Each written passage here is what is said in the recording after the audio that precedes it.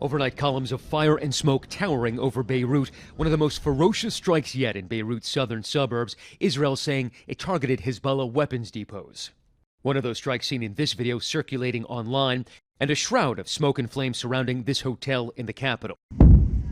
That is Hezbollah fired salvos of rockets towards Israeli cities. And this morning, reports Hezbollah has lost contact with Hashem Safieddine, the likely successor to its recently assassinated leader, after Israel targeted Safieddine in strikes on Beirut on Friday. That as the region braces for Israel's retaliation to Iran's historic missile strike last week. Israel's chief military spokesman saying Israel will respond in a time and place of its choosing.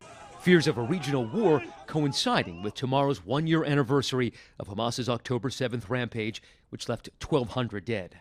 We recently met Ilan in the kibbutz of Nahal Oz, continued fighting in nearby Gaza, echoing through the kibbutz. It's normal to see all that smoke? Yeah, every day. Last week it's every day. Every day it's booming and aircraft. He was the first resident to move back, and he points me to his door and remembers that Saturday morning. You can see how many bullet holes there are. The terrorists couldn't break through the steel door. Outside, he saw people walking around with guns. Thousands of terrorists had poured into dozens of Israeli communities. Ilan and his wife hid in a shelter, like millions of Israelis that day, and waited.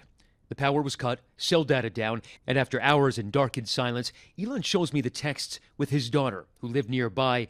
She heard gunshots. She says, they're here. They're trying to get into the house. They're trying to open the door. Dad, help us. Men with guns were trying to get into his daughter's safe room. And so you thought any moment you might lose your daughter? Daughter and Grandchildren. Then 13 minutes of silence and fear. What was it like when you saw that text message that said, no, it's the army?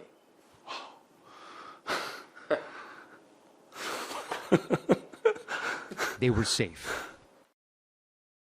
I just spoke with Ilan, who said that his daughter and their grandkids have moved back into the community, but most of those communities around Gaza remain ghost towns. Now, we're here in what's called Hostage Square, and of the 250 or so hostages taken into Gaza that day, about 100 remain in captivity. Israeli officials tell me they believe only about 50 of them are still alive. Matt Gutman, ABC News, Tel Aviv.